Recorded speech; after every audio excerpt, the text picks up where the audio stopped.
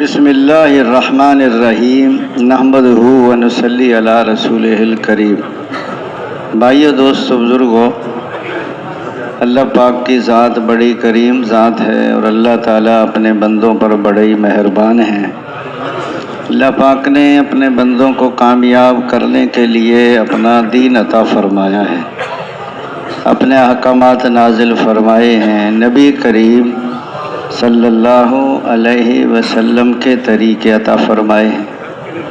کامیابی کا ذریعہ اللہ تعالیٰ کا مبارک دین ہے اور دین کے زندہ ہونے کا ذریعہ نبی کریم صلی اللہ علیہ وسلم والی مبارک محنت ہے۔ تو پہلا درجہ محنت کو زندہ کرنے کا ہے۔ کامیابی کیا ہے؟ کہ جہنم سے بچ جانا اور جنت میں چلے جانا۔ قرآن پاک میں آتا ہے کامیاب وہ ہے جو جہنم سے بچ گیا اور جنت میں چلا گیا۔ اس لیے فرمایا دونوں جہانوں کی کامیابی کا ذریعہ اللہ تعالیٰ کا مبارک دین ہے اور دین کے زندہ ہونے کا ذریعہ نبی کریم صلی اللہ علیہ وسلم والی مبارک محنت ہے۔ تو پہلا درجہ محنت کو زندہ کرنے کا ہے۔ پہلے محنت زندہ ہوگی، پھر دین زندگیوں میں آئے گا۔ جب دین زندگیوں میں آئے گا تو دنیا آخرت میں کامیابیاں ملیں گی۔ دین کے بغیر تو کامیابی نہیں ملتی اور دین بغیر محنت کے نہیں آتا۔ دین ہے تو سب کچھ ہے، دین نہیں تو کچھ بھی نہیں۔ دین کے بغیر، اللہ کے احکامات کے بغیر، حضور صلی اللہ علیہ وسلم والے طریقوں کے بغیر ساری دنیا کا مالک بن کر بھی آدمی ناکام ہو جائے گا۔ کامیابی اللہ دیتے ہیں اور حضور صلی اللہ علیہ وسلم والے عملوں سے کامیابی ملتی ہے۔ کامیابی نظر آتی ہے شکلوں میں اور کامیابی ہے عمل۔ ایک تجارت کی شکل ہے، ایک تاجر کا عمل ہے، ایک زمیندارے کی شکل ہے، ایک زمیندار کا عمل ہے۔ اگر اس کا زمیندارہ اللہ کے حکم کے مطابق ہے اور حضور کے طریقے پر ہے تو یہ کامیاب ہو جائے گا، ورنہ قوم سبا بڑے پانی کے ڈیم، بڑی لہلاتیاں کھیتیاں، سرسبز نہیں مانا۔ حضرت 13 نبیوں کو اللہ نے بھیجا اس قوم کے، لیکن قوم نہیں مانی۔ اللہ تعالیٰ نے اس پانی سے ان کے کھیت سیراب ہوتے تھے، اسی پانی سے اللہ نے ان کو کھیتوں کو برباد کیا ہے۔ آج تک وہاں کچھ بھی نہیں اگتا۔ قیامت تک کے زمینداروں کو بتا دیا، اور زمینداروں اگر کلمے والی بنیاد کو تسلیم نہیں کرو گے اور حضرت محمد صلی اللہ علیہ وسلم کے طریقوں پر نہیں چلو گے تو قوم سبا کی طرح ناکام ہو جاؤ گے۔ قوم عاد بڑی طاقتور قوم، ہاتھ سے درخت کو پکڑ کے باہر نکال دیتے کھینچ کے، کہتے ہم سے زیادہ طاقتور کون ہے؟ فرمایا تم سے زیادہ طاقتور اللہ تعالیٰ جس نے تمہیں پیدا کیا ہے۔ حضرت ہود علیہ السلام نے قوم کو بہت سمجھایا لیکن قوم نہیں مانی۔ اللہ تعالیٰ نے ایک ہفتہ ہوا کو حکم دیا، ہوا نے پٹخا کے مارا، گردنیں توڑ دی ان کی، چھتیں اڑا دی ان کی۔ جب وہ مرے پڑے تھے نا تو ہود علیہ السلام فرمایا میں نے تمہیں بہت سمجھایا، تم نہ سمجھے۔ قیامت تک کے طاقت والوں کو بتا دیا، اور طاقت پر غرور کرنے والوں اگر کلمے والی بنیاد کو تسلیم نہیں کرو گے اور حضرت محمد صلی اللہ علیہ وسلم کے طریقوں پر نہیں چلو گے تو قوم عاد کی طرح برباد ہو جاؤ گے۔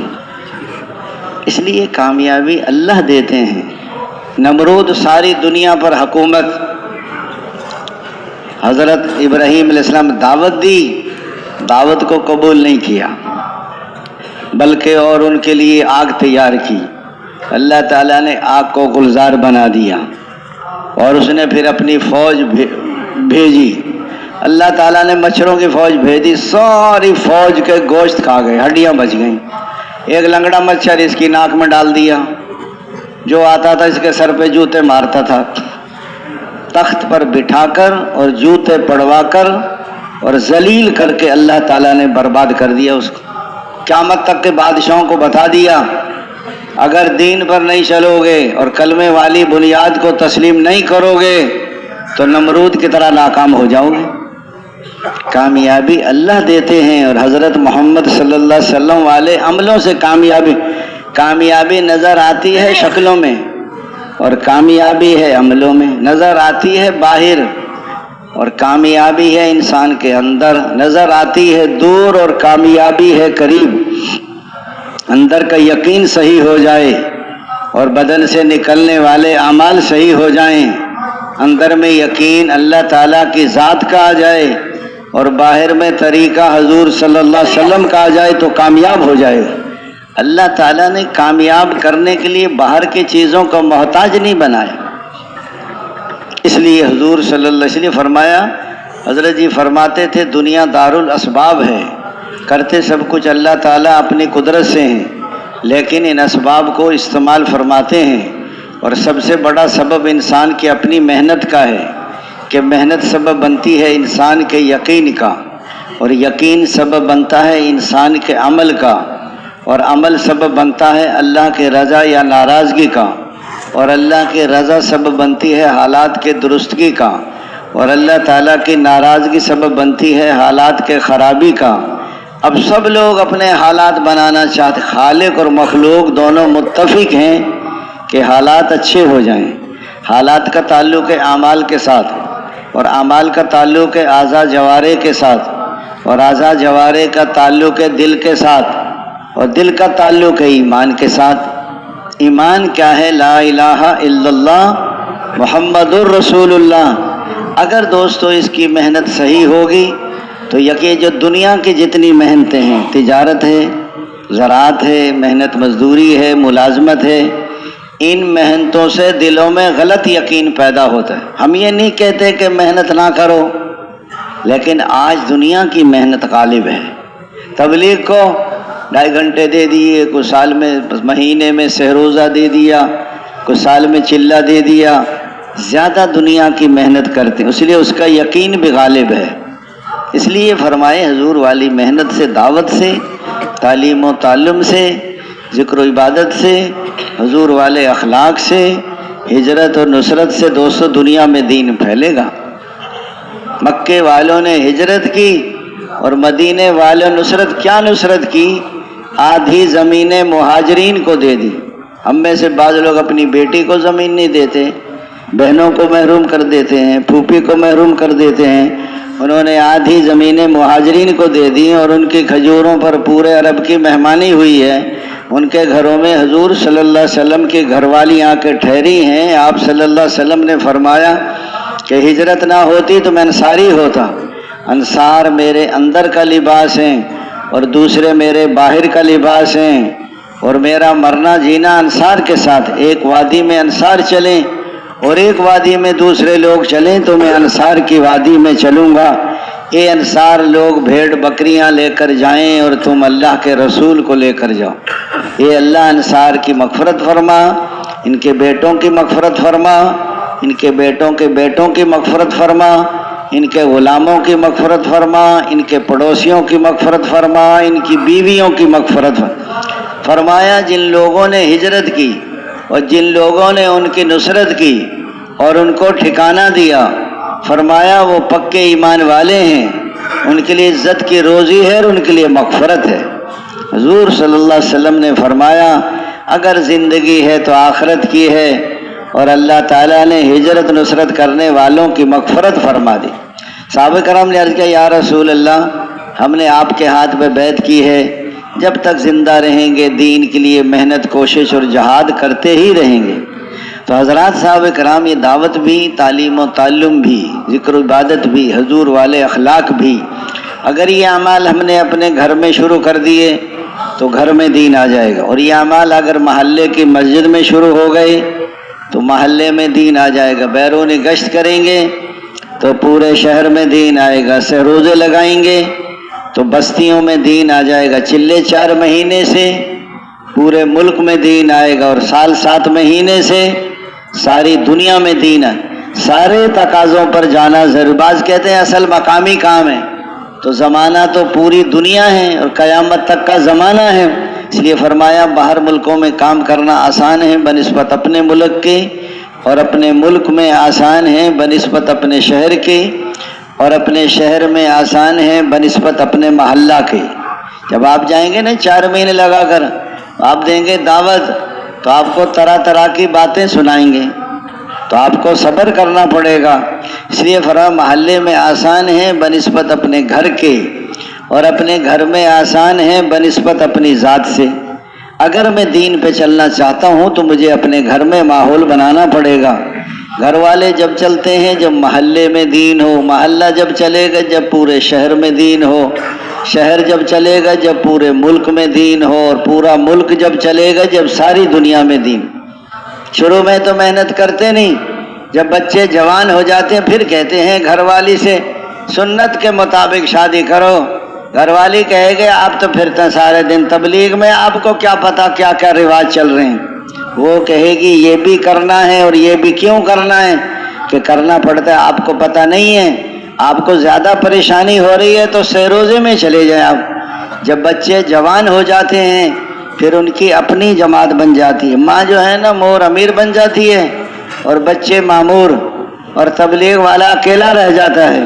اس لیے فرمایا حضور صلی اللہ علیہ وسلم نے فرمایا کہ تم میں سب سے زیادہ بہتر وہ ہے جو اپنے گھر والوں کے ساتھ اچھا سلوک کرے، اور حضور نے فرمایا میں تم میں سب سے زیادہ بہتر ہوں کہ اپنے گھر والوں کے ساتھ اچھا سلوک کرتا ہوں۔ عائشہ نرمی کو اختیار کرو کہ نرمی انسان کے اندر زینت پیدا کرتی ہے، اور سختی سے بچو کہ سختی انسان کو عیبدار کر دیتی ہے۔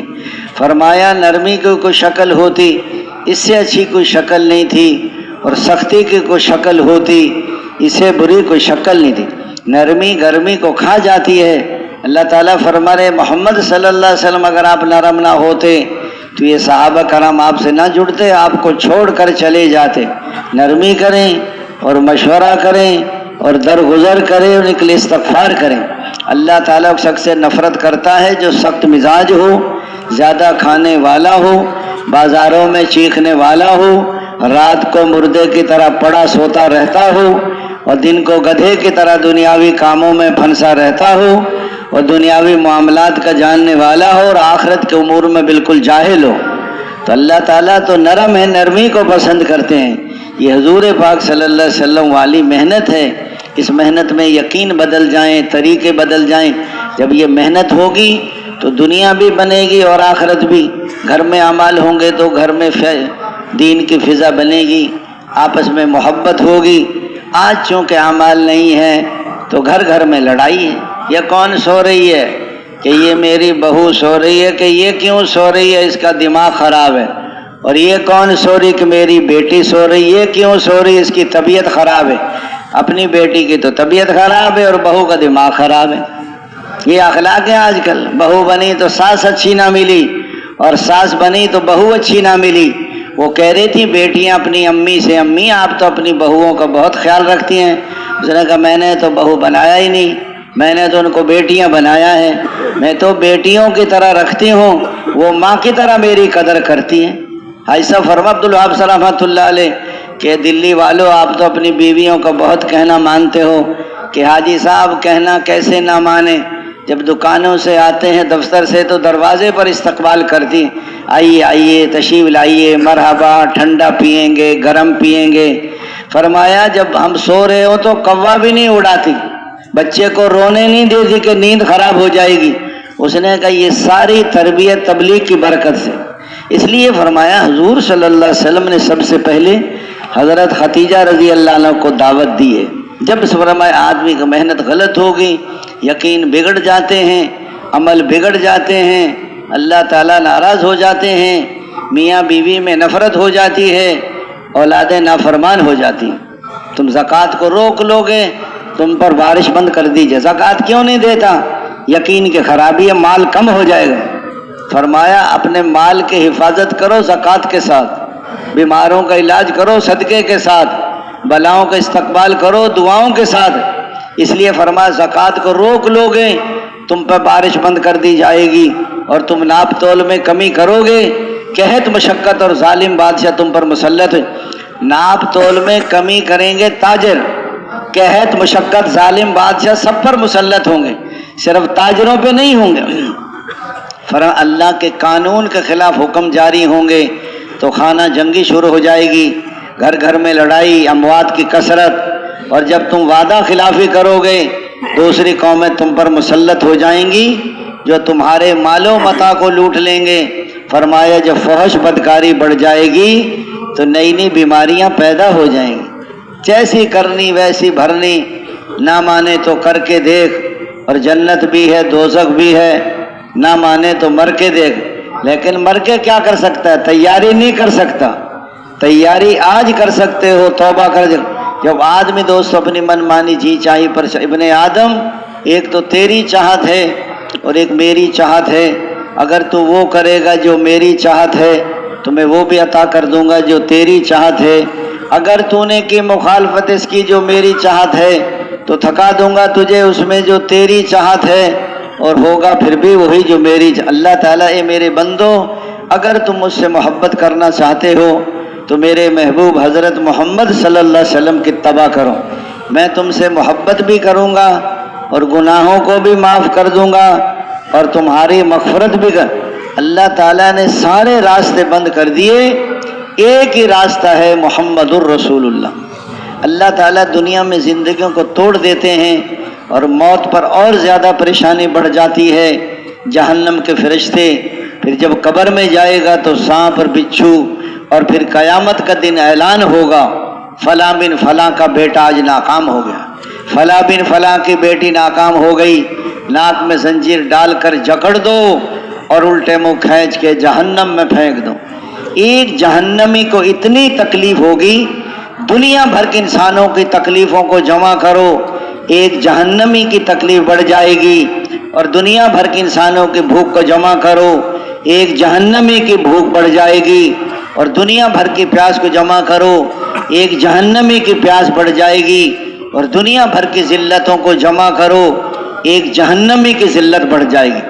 اونٹ کی گردن کے برابر موٹے سانپ، خچر کے برابر بچھو، آگ کا جلانا، فرشتوں کو مارنا، اور فرمایا خون اور پیپ ابلتا ہوا پی جائے گا، زقوم کڑوا زہر کھا جائے گا، پھر آدمی مزہ چکھو۔ دنیا میں ہمارے حکم آتے تھے تم پرواہ نہیں کرتے تھے، آج توبہ کر سکتے ہو، آج زندگی بدل سکتے ہو، کل کو آدمی پچھتائیں گے، او کاش میں فلاں کو اپنا دوست نہ بناتا، او اس نے مجھے برباد کر دیا۔ یہ ماحول ہے، یہاں اعمال کی فضا ہے، یہاں زندگیاں بدل جاتی ہیں، اور آدمی اگر اسی ماحول میں موت تک رہے گا تو بچے رہے گا۔ یہاں سر کے سر پہ ٹوپی، سب نماز پڑھ رہے ہیں، سب ذکر کر رہے ہیں، ماحول ہے، یہ اعمال ہیں۔ جو ان عملوں میں زیادہ لگتا ہے وہ زیادہ بنتا ہے، جو کم لگتا ہے وہ کم بنتا ہے۔ بعض کہہ رہے ہیں ہمارا میٹر چل رہا ہے، یہ جو دعوت نہیں دیتے نا میٹر چلاتے، ان کا میٹر گھر جا کے بند ہو جاتا ہے۔ دائی تبلیغ سیکھنے آئے ہیں، دعوت تبلیغ میں تو بہت لوگ لگے ہیں کہ تبلیغ تو کسی کسی کو لگی ہے، پہلے آدمی تبلیغ میں لگتا ہے، پھر تبلیغ اس کو لگتی ہے، پھر لوگوں کو لگاتا ہے کہ بنا ہوا بناتا ہے، جو صالح ہوگا وہ مسلح بنتا ہے۔ اپنا بننے میں سب کا بننا ہے، 6 نمبر کے بغیر دائی کی اپنی زندگی دین نہیں بنتی، اور دین ان سے پھیلتا ہے جن کی اپنی زندگی میں دین ہو۔ پہلے کلمے میں یقین بدل جائیں، صحیح یقین دلوں میں، اگر محنت صحیح ہوگی تو یقین صحیح ہوگا، اور یقین صحیح ہوگا تو عمل صحیح ہوگا، اللہ راضی ہو جائیں گے، حالات اچھے ہو جائیں گے، میاں بیوی میں محبت ہے، اولادیں فرما بردار ہیں، دنیا میں بھی برکتیں دیتے ہیں۔ جو موت آئے گی تو 500 فرشتے آئیں گے روح نکالنے کے لیے، یہ پاک جسم کی پاک روح نکل اللہ کے حکم سے، اللہ تجھ سے راضی، تو اللہ سے زندگی گزارو رمضان کی طرح، تو موت آئے گی عید کے چاند کی طرح۔ اس لیے فرمایا جب آدمی مر جاتا ہے تو قرآن اس کے سرہانے آ کے کھڑا ہو جاتا ہے، جب غسل دیتے ہیں تو سینے اور کفن کے درمیان، جب قبر میں جائے گا تو بہت حسین و جمیل نوجوان کی صورت میں ساتھ سارے اعمال۔ اس لیے فرمایا آتا ہے کہ آدمی کو ایک سے ایک خوشخبری دیتے ہیں، چلو ایسی بیریوں کی طرف کہ جن میں کانٹا نہیں، چلو ایسے کیلوں کے جو تو بتو لگے ہوئے ہیں، جنت کی کھڑکیاں اور وہاں کے غلمان، وہاں کا آدمی کی دنیا کی ساری تھکاوٹیں جب ختم ہو، جب موت کا منظر دیکھے گا آدمی، اور فرمایا حضور صلی اللہ علیہ وسلم نے فرمایا اے نیک بیویوں تم اپنے نیک مردوں سے پہلے جنت میں چلی جائیں گی۔ یہ جو ساتھی بعض اوقات بیان کرتے ہیں نا کہ عورتیں 500 سال پہلے جنت میں جائیں گی، یہ عورتوں کے لیے نہیں ہے، یہ غریبوں کے لیے ہے۔ عورتیں الٹا پریشان ہو جاتی ہیں کہ سال 7 مہینے یہاں بیٹھی رہیں اور 500 سال جا کے جنت میں بیٹھی رہیں۔ حضرت ابو امامہ رضی اللہ عنہ سے روایت ہے کہ حضور صلی اللہ علیہ وسلم نے فرمایا نیک بیویوں تم اپنے نیک مردوں سے پہلے جنت میں داخل ہو جاؤ۔ وہاں جنت میں غلمان اور وہاں کی خوشبوئیں اور جنت کے سبز جوڑے، جب ان کے مرد آئیں گے تو پھر ان مردوں کے ساتھ کر دیا جائے گا، دنیا سے 10 گنا بڑی جنت دیں گے۔ آج 10 مرلے کا پلاٹ مل جائے نا کسی کو تو خوش ہو جائے، حالانکہ خالی پلاٹ ہے۔ ایک آدمی کہہ رہا تھا شیخ صاحب آپ بھی کرائے کے مکان میں رہتے ہیں؟ اس نے کہا چودھری صاحب سبھی کرائے پہ رہتے ہیں، کوئی کھٹا دے دیتا ہے، کوئی تھوڑا تھوڑا دیتا ہے، رہنا کسی نے نہیں ہے، سب کے جنازے نکلیں گے یہاں سے۔ ایک آدمی مکان بنا کر بیچتا تھا، جو اس کا بڑا مستری تھا نا جو مکان بنواتا تھا ہیڈ، اس نے کہا ٹھیکیدار صاحب میں بوڑھا ہو گیا ہوں، اب میں مکان نہیں بنا سکتا، آپ مجھے اجازت دے دیں، اپنے گھر جاتا ہوں، میرے بس کی بات نہیں ہے۔ تو ٹھیکیدار کہنے لگا یہ آخری مکان ہے 10 مرلے کا، یہ تم بنا کے پھر تمہیں چھٹی ہے۔ خیر وہ 1-2 مہینے میں اس نے بنا لیا کہ جی مکان بن گیا، یہ چابی پکڑو اور یہ سارا کام مکمل ہے۔ ٹھیکیدار نے کہا کہ جی یہ مکان آپ کو ہدیہ ہے، آپ نے بڑی خدمت کی میری، بہت کمایا ہم نے۔ تو وہ مستری سر پکڑ کے بیٹھ گیا، ارے کہ تو مجھے پہلے بتا دیتا کہ تیرا مکان ہے تو میں اس کو کیسا بناتا۔ بڑا دنیا کے مکانوں میں رہنے، جنت دنیا سے بس 10 گنا بڑی جنت اللہ تعالیٰ دیں گے، اور ایک محل میں 70 ہزار کمرے ہوں گے، اور ہر کمرے کے 70 ہزار دروازے ہوں گے، ہر دروازے پر 70 ہزار فرشتے سلام کریں گے، قالینیں بچھی ہوں گی اور پردے پڑے ہوں گے، اور گوشت بھنے ہوں گے، اور پھل پکے ہوں گے، اور دودھ شہد کی نہریں ہوں گی، شرابن طہورا، ایسی شراب جس کے پینے سے نہ سر چکرائے اور نہ بہکی باتیں کرے۔ اس لیے فرمایا ایسی مسیریاں لگی ہوں گی اور تکیے لگے ہوں گے اور پھل پکے ہوں گے۔ فرمایا ہمیشہ کے لیے جنت میں رہو، کبھی نکالا نہیں جائے گا، اور ہمیشہ جوان رہو، کبھی بڑھاپا نہیں آئے گا، اور ہمیشہ صحت مند رہو، کبھی بیماری نہیں آئے گی، نعمتیں بڑھتی رہیں گی۔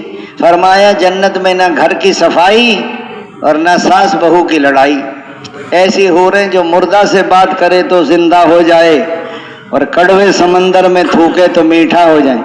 بتاؤ جس کا تھوک اتنا میٹھا ہے وہ خود کتنی میٹھی ہوگی بتاؤ۔ ایک بیوی کے پیچھے ساری زندگی لگا دی، وہ بھی راضی نہیں ہوتی کہ میں نے تیرے گھر میں سکھ نہیں دیکھا آج تک۔ 2 چیتڑے اور 2 لیتھڑے، 2 پرانے جوتے اور 2 پرانے کپڑے، ہمیشہ کے لیے ایسی نعمتیں ہوں گی۔ فرمایا آج تو جتنے چاہے محل بنا لو، لیکن وہ بنائے گا جس کو یقین ہوگا، ہمیشہ کی نعمتیں ہوں گی۔ اور فرمایا حسن حضرت یوسف علیہ السلام جیسا ہوگا، آواز حضرت داؤد علیہ السلام جیسی دیں گے کہ جب وہ زبور پڑھتے تھے تو پہاڑ بھی جھومتے تھے، ان کی پرندے فضاؤں میں ٹھہر جاتے تھے۔ جوانی حضرت عیسیٰ علیہ السلام جیسی، اخلاق حضرت محمد صلی اللہ علیہ وسلم جیسے ہوں گے، ہمیشہ کے لیے جنتوں میں رہنا ہوگا۔ آج 10 دفعہ سورۃ اخلاص پڑھو تو محل بن جاتا ہے، اور 20 دفعہ پڑھیں تو 2 بن جائیں گے، اور 30 دفعہ پڑھیں تو 3 محل بن جاتے ہیں۔ کسی کا بچہ مر جائے صبر کرے، اللہ تعالیٰ فرماتے میرے فرشتوں میرے بندے کی بچے کی جان نکال لی کہ اللہ نے اس نے کیا کیا کہ اس نے صبر کیا، اس کے لیے جنت میں محل بنا دو، اس پہ بیت الحمد لکھ دو۔ 2 سنت صبح کی اور 6 سنت ظہر کی اور 2 سنت مغرب کی اور 2 سنت عشاء کے، جو روزانہ 12 سنت معاقدہ پڑھتا ہے، اس پر بھی اللہ تعالیٰ محل بناتے ہیں۔ جو مذاق میں بھی جھوٹ چھوڑ دے جنت کے درمیان میں اس کو محل ملے گا، جو اپنا حق چھوڑ دے حق مانگوں گا تو لڑائی ہو جائے گی، جنت کے کنارے پر محل ملے گا۔ اور بہت اچھے اخلاق ہوں تو جنت میں اوپر کے درجے میں اللہ محل دیں گے۔ کون کون بنائیں گے محل؟ ہاتھ کھڑا کرنے سے نہیں بناؤ گے آپ کا، آپ کو یقین ہوگا تو بناؤ گے۔ قرآن کے ہر جملے پر یقین، اور اللہ تعالیٰ کے ہر فرمان پر یقین، اور حضور صلی اللہ علیہ ارشاد پر یقین۔ علم ہے، عمل نہیں ہے تو ناکام ہو جائیں گے آپ۔ ہمیشہ دوستو اپنا مسئلہ نہیں ہے، ساری امت کو جنت میں لے جانے کا مسئلہ ہے۔ ہمارے گھر ہیں، ہمارا علاقہ ہے، پورا ملک ہے، ساری دنیا ہے۔ حضور پاک صلی اللہ علیہ وسلم اپنی امت کے بارے میں اس قدر غمگین رہتے تھے کہ اللہ تعالیٰ کو تسلی دینی پڑی، اے میرے حبیب کہ اپنے آپ کو ختم کر دیں گے اگر یہ لوگ ایمانی۔ اس درجے کا درد و غم ہے کہ اللہ تعالیٰ کو تسلی دینی پڑی۔ ہر صحابی کو یہی تڑپ تھی۔ حضرت مولانا محمد الیاس رحمۃ اللہ علیہ اس قدر غمگین رہتے تھے کہ گھر والی کہتی حضرت آپ کو نیند نہیں آتی، کیا بات ہے؟ فرماتے تھے اگر آپ کو بھی یہ غم لگ جائے تو ایک کی بجائے دو ہو جائیں۔ فرماتے تھے کسی کی شب سوتے کٹے ہے اور کسی کی شب روتے کٹے ہے، یا الہی ہماری کیسی شب ہے، نہ سوتے کٹے ہے نہ روتے کٹے ہے۔ دائی ہو بے فکر ہو، یہ دائی کی موت ہے۔ حضور پاک صلی اللہ علیہ وسلم والی محنت ہے، یہ ذمہ داری ہے۔ ہر زمانے انبیاء کرام آتے رہے اور محنت فرماتے رہے، اللہ تعالیٰ ان کی محنتوں کو قبول فرماتے رہے۔ ادھر سے اور انسانوں کو ہدایت دیتے رہے اور دنیا سے کفر و ضلالت کو مٹاتے رہے۔ آخر میں حضرت محمد صلی اللہ علیہ وسلم تشریف لائے۔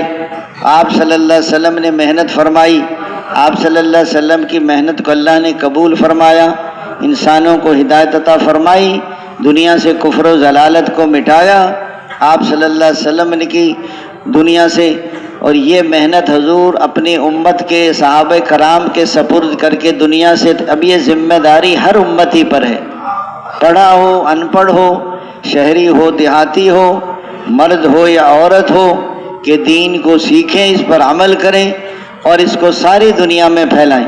یہ ایسا کام نہیں ہے کہ کبھی کیا کبھی نہیں کیا، اس لیے فرمایا جو اس کام کو ہر حال میں کرے گا وہ جمے گا، اور جو ہر حال میں نہیں کرے گا وہ پت جھڑ کی طرح جھڑ جائے گا۔ جب تبلیغ کو پیچھے کرتا ہے اور دنیا کے کاموں کو آگے کرتا ہے تو تبلیغ پیچھے نہیں ہوتی، وہ خود ہی پیچھے ہو جاتا ہے۔ نکلنے کے زمانے میں بدن کے تقاضے ٹکراتے ہیں اور واپس جا کے بیوی بچے کاروبار ٹکراتے ہیں۔ جو نکلنے کے زمانے میں بدن کے تقاضے قربان کرے گا وہ واپس جا کر بیوی بچوں کو بھی قربان کرے گا۔ یہ نکلنے کا زمانہ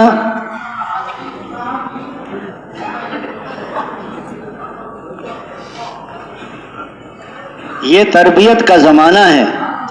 آپ کو حضور صلی اللہ علیہ وسلم والی ایسا کام نہیں ہے جیسے فقیر پیسے مانگتے ہیں تو کبھی دیتے ہیں کبھی نہیں دیتے، اور کبھی کہہ دیتے ہیں بابا معاف کرو۔ اور اگر گھر والی پیسے مانگے کہ گھر میں آٹا دال سبزی نہیں ہے تو گھر والی کو کہہ دیں گے معاف کرو۔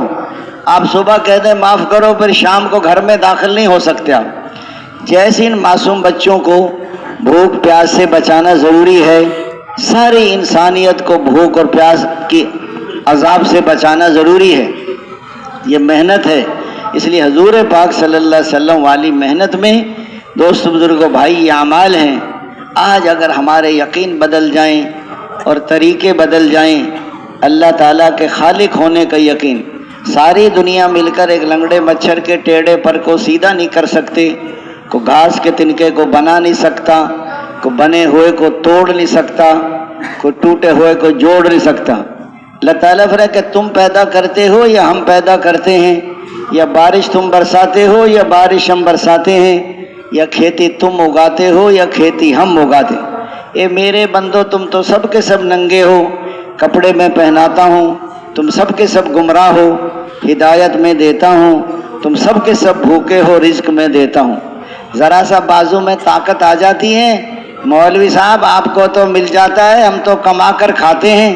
ذرا پیچھے چلے جائیں، جب ماں کی گود میں پیشاب پاخانہ نکل جاتا تھا اس وقت کون کماتا، اور پیچھے جائیں جب ناپاک خون خوراک تھا ماں کے پیٹ میں، اور پیچھے چلے جائیں تو سبزی اور غلوں میں انسان پھیلا ہوا تھا، اور پیچھے چلے جائیں زمین کے ذرات میں सूरज की शुआओं में, चांद की किरणों में, हवाओं की लहरों में, खाद की गंदगी में, बारिश के कतरात में, ज़मीन के ज़र्रात में, सूरज की शुआओं में, चांद की किरणों में, हवाओं की लहरों में, खाद की गंदगी में फैला हुआ था। ऐ इंसान, तेरा तो कहीं वजूद ही नहीं था, तुझे देखने सुनने वाला हमने बनाया है। अल्लाह ताला बारिश को बरसाते हैं, फिर खेतियों को उगाते हैं, फिर माँ बाप खाते हैं, फिर अल्लाह पानी पर तस्वीर बनाते हैं। 2 दफ़ा तो निकला है पेशाब के रास्ते से, फिर भी अकड़ता है। जमा हुआ खून, फिर गोश्त का लोथड़ा, लोथड़े में हड्डियाँ और हड्डियों पर गोश्त और गोश्त पर पोस्त। फरमाया 4 महीने के बाद अल्लाह रूह डालते हैं, ना माँ को पता ना बाप को पता। एक दिन के बच्चे को दूध पीना कौन सिखाता? सारी दुनिया की माएँ मिल जाएं, एक दिन के बच्चे को दूध पीना नहीं सिखा सकती। बच्चा छोटा है तो पतला दूध पिलाते, बड़ा हो जाए दूध को गाढ़ा कर देते हैं, और सर्दी हो तो माँ की छाती से गर्म दूध पिलाते हैं, और गर्मी हो तो ठंडा दूध पिलाते हैं। माँ रात को सारी रात लिए बैठी रहती है, बीमार हो जाए, और बड़ा होकर माँ को पानी भी नहीं देता। इसलिए फरमाया छोटे बच्चे को रिज्क देने वाला, और टूटी हड्डी के जोड़ देने वाला, और प्यासों की प्यास बुझाने वाला, और भूखों के पेट भरने वाला, और नंगों को कपड़ा पहनाने वाला, और मुसाफिर को ठिकाना देने वाला, और मजबूरों की पुकार सुनने वाला, बेसहारों का सहारा। अकेला है तो दूसरा अल्लाह है, और 2 हैं तो तीसरा अल्लाह है। दर्दमंदों के दर्द दूर करने वाला, और गमज़दों का राहत रसां, हर अकेले का साथी, हर अकेले का हमदम। अल्लाह इतना करीब जो कहीं दूर नहीं, और अल्लाह ऐसा गालिब है जो किसी से मगलूब नहीं। वो ज़ात में भी यकता, सिफात में भी यकता। वो जो चाहता है अपनी कुदरत से करता है, वो करने में किसी का मोहताज नहीं। इसलिए फरमाइए जो तबलीग की मेहनत है, ये अल्लाह को दिलों में बसाने की मेहनत है, ये अल्लाह को अपनाने की, ज़बान का कलमा दिल में आ जाए। अगर खालिक होने का यकीन आ जाता तो अल्लाह के एहसानात में ये दब जाता, और अल्लाह के मालिक होने का यकीन आ जाता तो कभी अपने आज़ा जवारे को गलत इस्तेमाल न करता। आँखों का मालिक मैं नहीं हूँ, आँखों का मालिक अल्लाह है। अल्लाह ने आँखें अमानत दी हैं, इसको देखो इसको ना देखो, गैर महरम को देखो तो हराम। और फरमा बरदार बेटा बेटी माँ बाप को मोहब्बत की निगाह से देखे तो मकबूल हज का सवाब। या रसूलल्लाह को 100 दफ़ा देखे कि 100 हज्जों का सवाब। ये बोलो ये ना बोलो, कितने लोग ज़बान की वजह से उल्टे मुँह खींच के जहन्नम में फेंके जाए।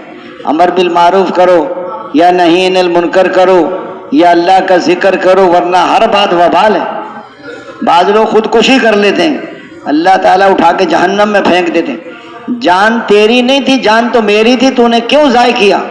हम किसी चीज़ के मालिक नहीं हैं। इसलिए फरमाया कोई हज़रत अबू बकर सिद्दीक़ रज़ी अल्लाह अन्हु अपनी ज़बान को पकड़ के खींच रहे हैं। हज़रत उमर ने अर्ज़ किया अमीरुल मोमिनीन क्या कर रहे हैं? ए उमर, इस ज़बान ने मुझे कई दफ़ा हलाकत तक पहुँचाया। इसलिए फरमाया, किसी ने पूछा या रसूलल्लाह किससे बचूं? अपनी ज़बान से बचो। कितने लोग ज़बान की वजह से पता ही नहीं होता सारे दिन कितनी फजूल बातें कर जाते। इसलिए 4 हदीसें हैं, 4 लाख हदीसों का खुलासा है। पहली हदीस पाक अमलों का दारो मदार नियतों पर, दूसरी हदीस पाक जो अपने लिए पसंद करो अपने भाई के लिए पसंद करो, तीसरी हदीस पाक छोड़ दे उस चीज़ को जो शुबा में डाले, चौथी हदीस पाक तर्क मालायानी के लायानी से परहेज करो। हज़रत अबू दुजाना रज़ी अल्लाह अन्हु बीमार थे। हज़रत ज़ैद बिन असलम रज़ी अल्लाह अन्हु कहते हम मिलने के लिए गए। हमने अर्ज़ किया हज़रत आप बीमार हैं लेकिन आपका चेहरा बहुत चमक रहा है। फरमाने लगे मुझे अपने 2 अमलों पे बहुत भरोसा है, एक तो मैं लायानी नहीं करता, दूसरा मेरा दिल सारे मुसलमानों की तरफ से साफ़ है। हज़रत हुज़ूर सल्लल्लाहु अलैहि वसल्लम ने ए अबू हुरैरा कौन है ये जो 5 बातें मुझसे सीखे अमल करे औरों को सिखाए? या रसूलल्लाह मैं सीखूंगा अमल करूंगा। और ए अबू हुरैरा हराम से बच जाओ, सबसे बड़े इबादत गुजार बन जाओ। देखो खाने में भी हराम है, ग़ीबत करना भी हराम है, गैर औरत को देखना भी हराम है। हराम से बच जाओ, सबसे बड़े इबादत गुजार बन जाओगे। دوسرا فرمایا جو کچھ اللہ تعالیٰ نے تم کو دیا ہے اس پہ راضی رہو، سب سے بڑے غنی بن جاؤ گے۔ تیسرا فرمایا اپنے پڑوسی کے ساتھ اچھا سلوک کرو، کامل مومن بن جاؤ گے۔ چوتھا فرمایا جو اپنے لیے پسند کرو اپنے بھائی کے لیے پسند کرو، کامل مسلمان بن جاؤ گے۔ اور پانچواں فرمایا زیادہ ہنسی سے بچو کہ زیادہ ہنسی سے دل مردہ ہو جاتا ہے۔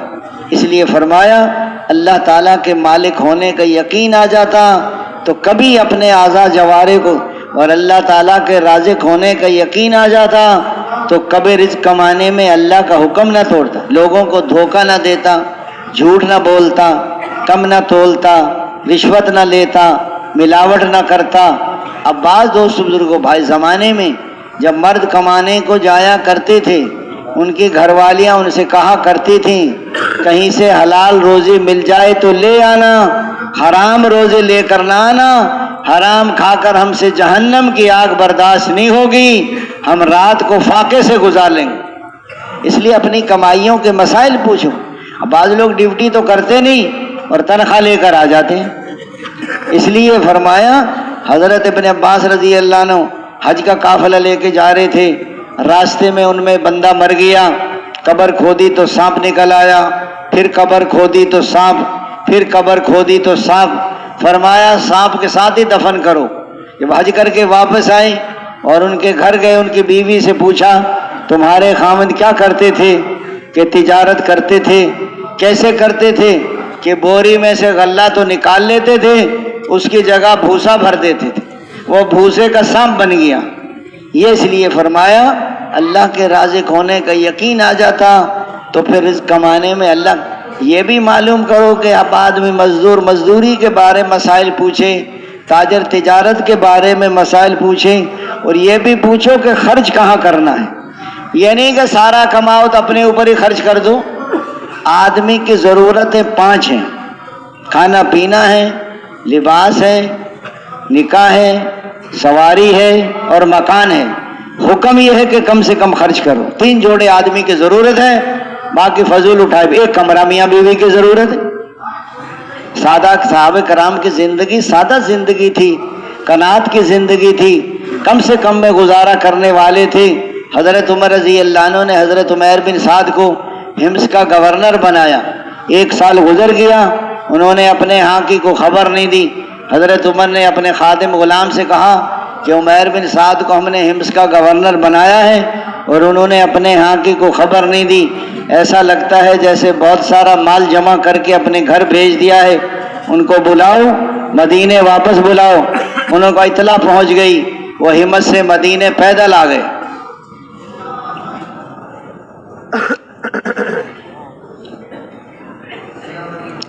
جب حضرت عمر کی خدمت میں پہنچے سلام کیا، انہوں نے وعلیکم السلام کہا۔ حضرت عمر نے فرمایا عمیر مال کہاں ہے؟ کہ مال کہاں تھا میرے پاس؟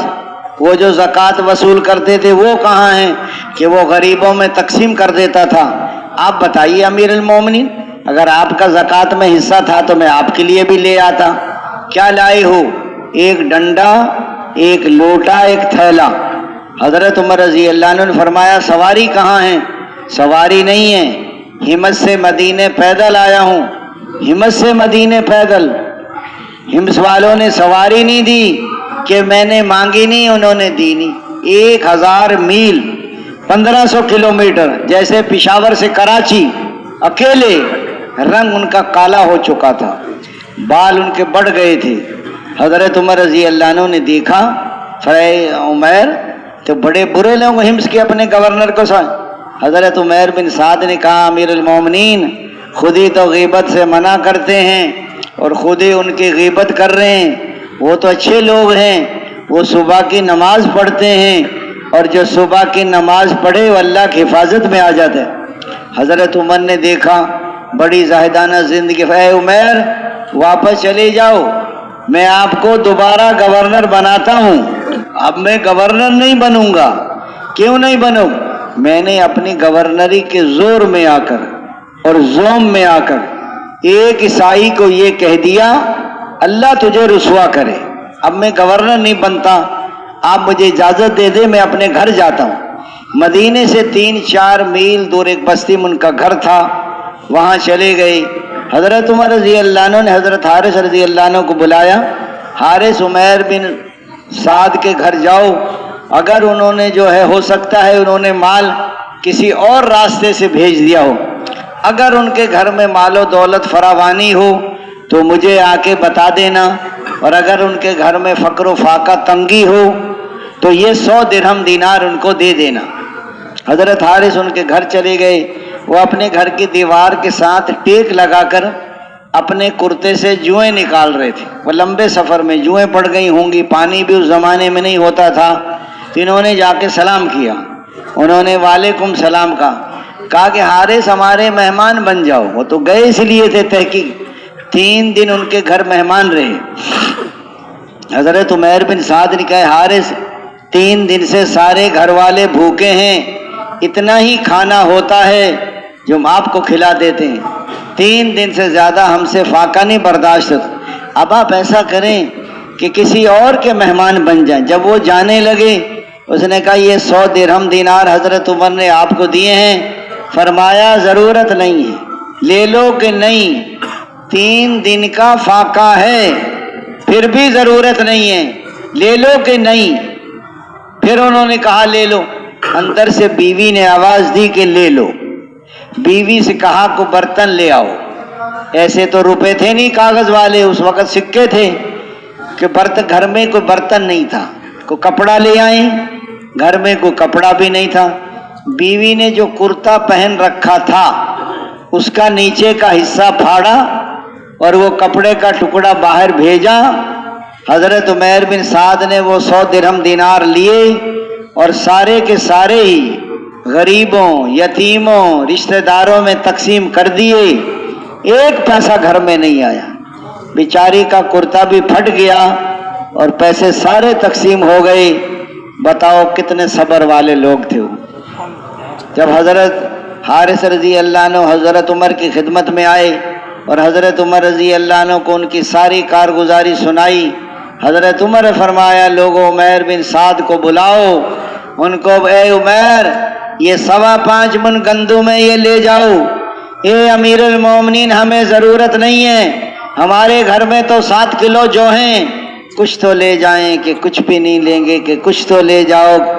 حضرت عمر سے بہت منت خوشامد کی، نہیں انکار کر دیا، اچھا چادریں لے جاؤ، تو بہت منت خوشامد کی، 2 چادریں لے کر چلے گئے اور 3-4 دن کے بعد اللہ کو پیارے ہو گئے۔ جب ان کے جنازے کو جنت البقیع میں لائے تو حضرت عمر رضی اللہ عنہ نے فرمایا لوگوں تمہاری کوئی چاہت ہے؟ ہر آدمی نے کسی نہ کسی عمل کی چاہت ظاہر کی۔ حضرت عمر نے فرمایا لوگوں میری بھی چاہت ہے کہ مجھے عمیر بن سعد ایسا انسان مل جاتا تو میں اس کو حمص کا گورنر بنا دے۔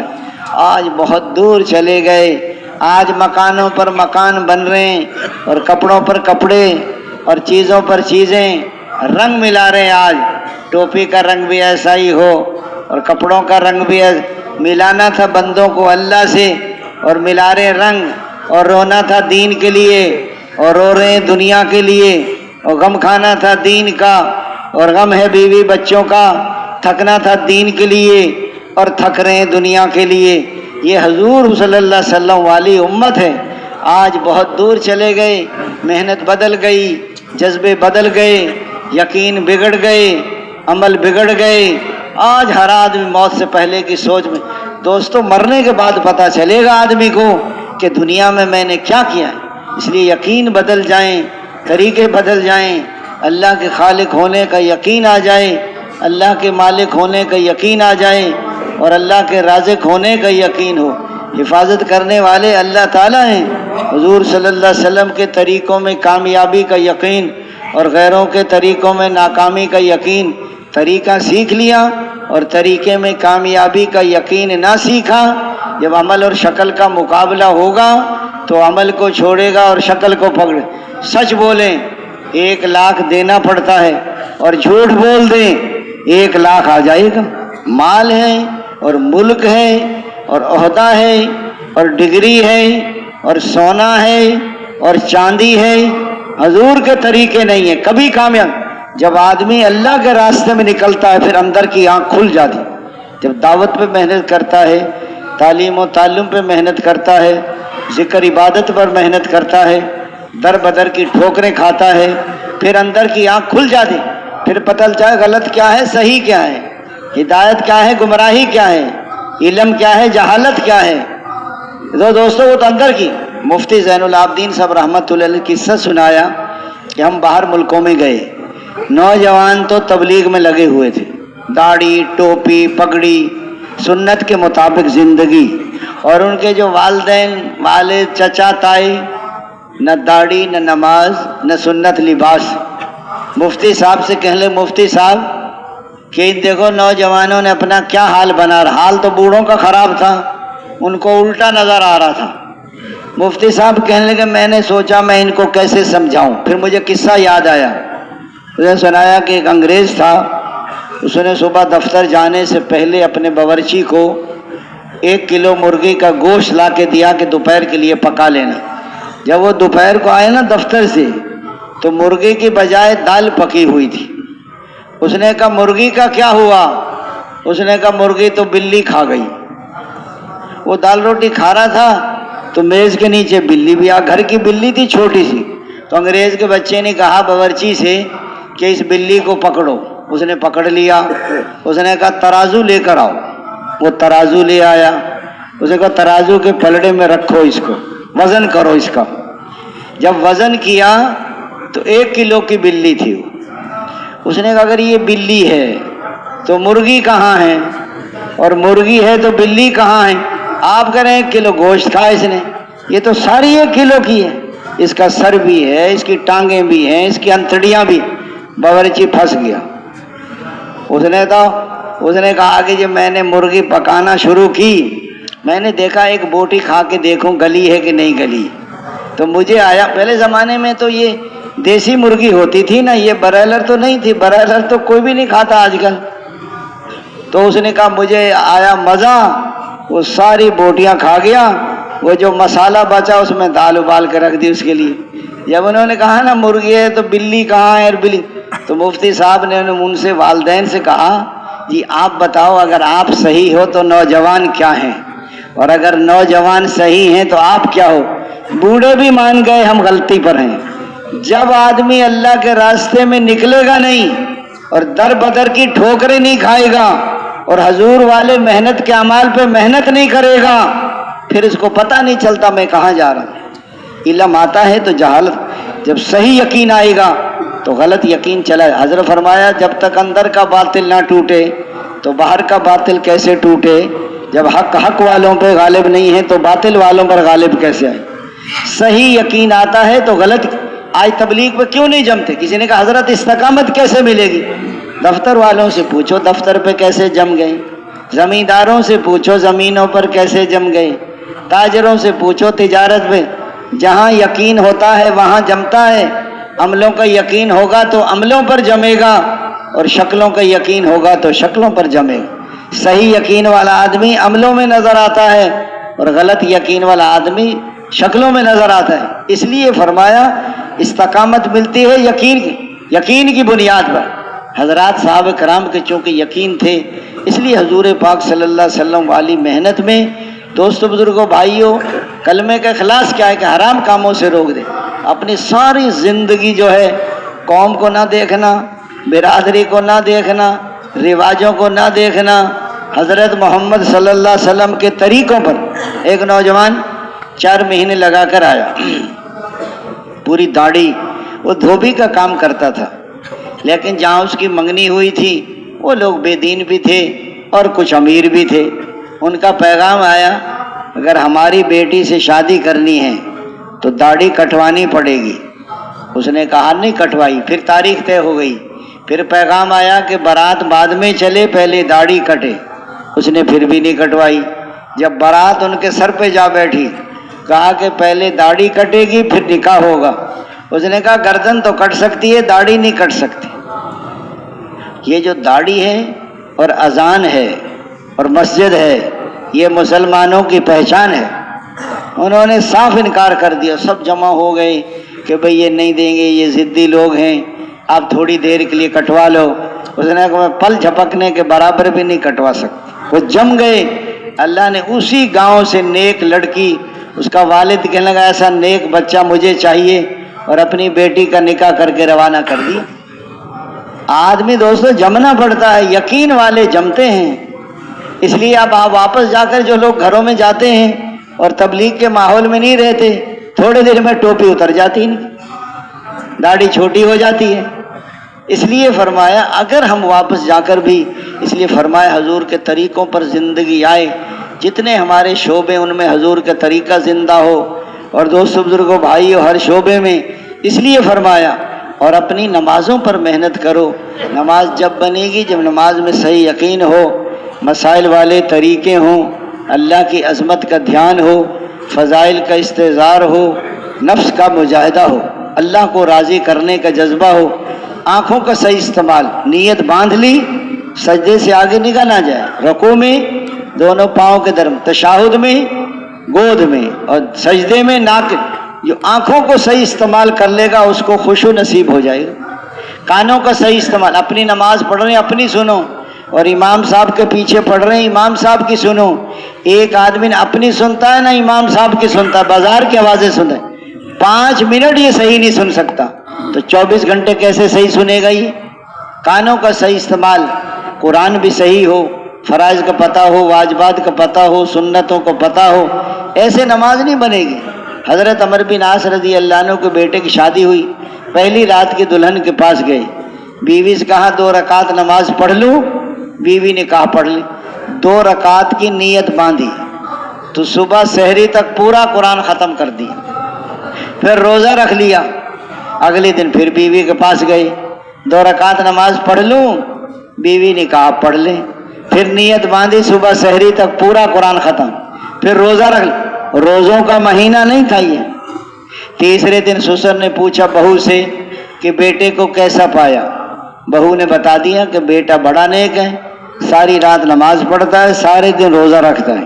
تو حضور پاک علیہ السلام کی خدمت میں لے کر گئے، آپ صلی اللہ علیہ وسلم نے فرمایا کہ تیری بیوی کا بھی حق ہے اور تیرے بدن کا بھی حق ہے، 3 دن میں قرآن ختم کرو یا 1 ہفتے میں ختم کرو، اور 1 دن روزہ رکھو 1 روزہ نہ رکھو۔ آج بتاؤ ہماری نمازوں کا کیا حال ہے بتاؤ۔ ہم تو ایک آدمی کہہ رہا تھا ہمارے، وہ لندن سے آئے، کہ جی ہم اللہ سے جڑیں کیسے؟ تو کسی نے کہا کہیں سے کٹیں تو جڑیں، ہم تو کہیں اور ہی جڑے ہوئے ہیں، جب تک ہم کٹیں گے نہیں اپنے اس وقت تک۔ اس لیے فرمایا دوست بزرگوں بھائیوں اپنی نمازوں کا فکر کرو، رکوع بھی صحیح ہو، سجود بھی صحیح ہو، تو دوست بزرگوں بھائیوں ساری چیزیں صحیح ہوں۔ اس لیے فرمایا نماز کا بننا ساری زندگی کا بننا ہے، یا تو عالم بنو یا طالب علم بنو، یا علم کو توجہ سے سننے والے بنو، یا علم اور علم والوں سے محبت کرنے والے بنو، اور 5ویں قسم کے نہ بنو ورنہ ہلاک ہو جاؤ گے۔ 5ویں قسم کے علم اور علم والوں سے بغض رکھنا۔ علم بڑی دولت ہے، علم عمل کا امام ہے اور جنت کے راستوں کا نشان ہے۔ علم کے بغیر آدمی اللہ کو بھی نہیں پہچان سکتا۔ حرام حلال کی پہچان علم سے ہوتی ہے، جائز ناجائز کی پہچان علم سے ہوتی ہے۔ اس لیے فرمایا اس کا یاد کرنا تسبیح کے برابر ہے، اور مطالعہ کرنا روزوں کے برابر ہے، تحقیقات میں بحث کرنا جہاد ہے، اور تلاش میں جانا پہلے علم آتا ہے پھر عمل آتا ہے۔ ایک نوجوان کہہ رہا تھا تبلیغ والے بزرگ سے کہ بابا جی تبلیغ والے باتیں بہت کرتے ہیں۔ اس نے کہا بیٹا پہلے باتیں ہوتی ہیں پھر حقیقت بھی آ جاتی۔ کہ کیسے آتی ہے؟ کہ آپ کے دنیا میں آنے سے پہلے آپ کے دادا جان اور آپ کے نانا جان نے تمہاری امی اور ابو کی شادی کے متعلق پہلے باتیں ہوئی ہیں، پھر نکاح ہوا ہے، پھر رخصتی ہوئی ہے، پھر آپ دنیا میں آئیں۔ اگر وہ باتیں نہ کرتے تو آپ بھی باتیں نہ کر رہے ہوتے۔ تو پہلے علم آتا ہے پھر عمل آتا ہے، لیکن یاد رکھنا علم ہے اور عمل نہیں ہے تو ناکام ہو جائیں گے آپ۔ میں جانتا ہوں عمل نہیں کرتا، اس لیے فرمایا علم ہے اور عمل نہیں ہے تو ناکام ہو جائیں۔ اچھا عمل ہے علم نہیں ہے یہ بھی ناکام ہے، عمل کرتا ہے لیکن حضور کے طریقے پہ نہیں کرتا، وہ عمل اللہ کے ہاں قبول نہیں ہوتا۔ فرمایا علم بھی عمل بھی یقین نہیں ہے تو چل نہیں سکتا، اور اخلاص نہیں ہے تو قبول نہیں ہوتا۔ بعض لوگ جنت میں جا رہے ہوں گے اور بعض لوگ جہنم میں جا رہے ہوں گے، وہ کہیں گے بھائی صاحب آپ کیوں جہنم میں جا رہے ہو؟ ہم تو تمہاری باتوں پر ہی عمل کر کے جنت میں جا رہے ہیں کہ تمہیں تو دعوت دیتے تھے، خود عمل نہیں کرتے تھے۔ بعض لوگ ایسے ہوں گے کہ پہاڑوں جیسے اعمال لے کر پہنچیں گے، جیسے عرب کے پہاڑ، لیکن جہنم میں پھینکے جائیں گے۔ تو حضور پاک صلی اللہ علیہ وسلم عرض کیا یا رسول اللہ یہ کیوں جہنم میں پھینکے جائیں گے؟ جب مال آتا تھا تو مال پہ ٹوٹ پڑتے تھے، نہ دیکھتے تھے حلال اور نہ دیکھا حرام، نہ دیکھا جائز اور نہ دیکھا ناجائز۔ فرمایا یہ لوگ بھی جہنم میں جائیں گے۔ الگ بیٹھ کر اس لیے فرمایا علم صحیح ہوگا تو عمل صحیح ہوگا، علم کے بغیر آدمی نہیں چل سکتا، اور ذکر بھی ہو تاکہ غفلت نہ ہو۔ آدمی کو علم ہے لیکن ذکر نہیں، مسجد میں داخل ہوا توجہ نہیں، دھیان نہیں تھا، سنت کے خلاف داخل ہو گئی، بیت الخلاء سے نکل رہا ہے، اگر دھیان نہیں ہے تو یہ صحیح نہیں عمل، ذکر بھی ہے اور یہ علم بھی ہے۔ اس لیے فرمایا الگ بیٹھ کر جی لگا کے دھیان جما کے اللہ کا ذکر، جب کہیں سبحان اللہ عیب تجھ میں کوئی نہیں، الحمدللہ خوبیاں تجھ میں ساری ہیں، لا الہ الا اللہ، اے اللہ جی لگانے کے قابل تو تو ہی ہے، تیری عبادت کریں گے اور تیرا ہی کہنا مانیں گے اور تیرے حکموں پہ چلیں گے اور تجھی سے محبت کریں گے۔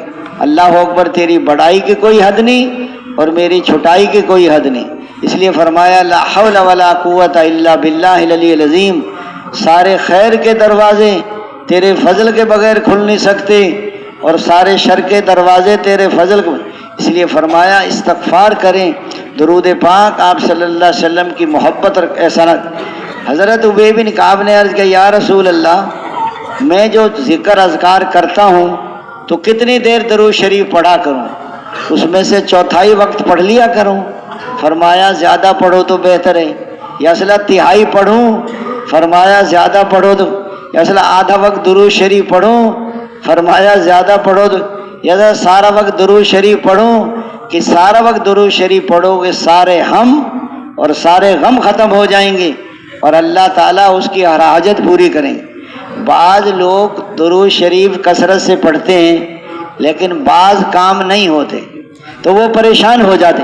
بعض کام ایسے ہوتے ہیں کہ ان کے نہ ہونے میں بندے کا فائدہ ہے۔ ایک آدمی باہر ملکوں میں جا رہا تھا کمانے کے لیے، 10 سال کا ویزا، ٹکٹ، پاسپورٹ اس کے پاس، ہوائی اڈے پہ جا رہا تھا، بیگ میں ویزا بھی، ٹکٹ بھی، پاسپورٹ بھی۔ استنجے کا تقاضا ہوا، استنجے خانے میں گیا، واپس آیا تو بیگ نہیں تھا، چور لے کے بھاگ گیا۔ اب رو رہا ہے، چیخ رہا ہے، چلا رہا ہے میں مر گیا، میرا اللہ کی شان، جہاز تو اڑ گیا۔ 8 گھنٹے کے بعد خبر آئی جس جہاز میں اس نے جانا تھا وہ جہاز سمندر میں گر گیا، سب مسافر مر گئے۔ اب چور کو دعائیں دے رہا اللہ بھلا کرے چور کا، کہ چوری نہ کرتا میں تو مر جاتا۔ بندے کو کچھ پتہ نہیں ہوتا کہ اس لیے اللہ کے ہر فیصلے پہ راضی ہو۔ بعض نوجوانوں کی چاہت ہوتی ہے کہ فلاں لڑکی سے میری شادی ہو جائے، بیچارہ مرتا رہا، کوشش کرتا رہا، نہیں ہوئی۔ 6 مہینے کے بعد کہیں شادی اور ہو گئی اور کچھ دن کے بعد وہ مر گئی، وہ اللہ کا شکر ہے میری نہیں ہوئی ورنہ میں تو رنڈوا ہو جاتا۔ بندے اللہ کے ہر فیصلے پہ راضی ہو جانا، یہ دوستو ایمان والوں، حضور کے پاس کچھ لوگ آئے، حضور صلی اللہ علیہ وسلم نے فرمایا تمہارے پاس ایمان کے کیا علامات ہیں؟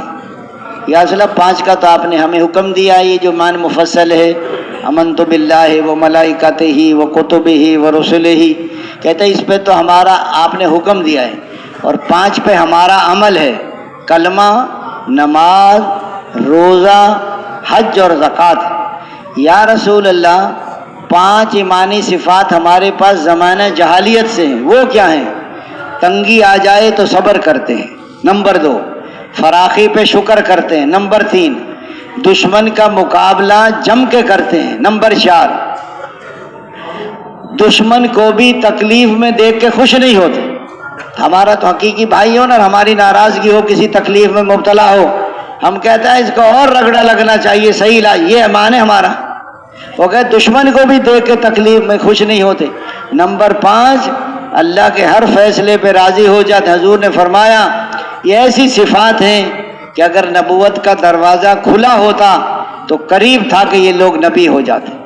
حضور نے 5 ان کو اور بتائیں۔ ضرورت سے زیادہ کھانا جمع نہ کرنا، نمبر 2۔ ضرورت سے زیادہ مکان نہ بنانا، نمبر 3۔ دنیا سے بے رغبتی، نمبر 4۔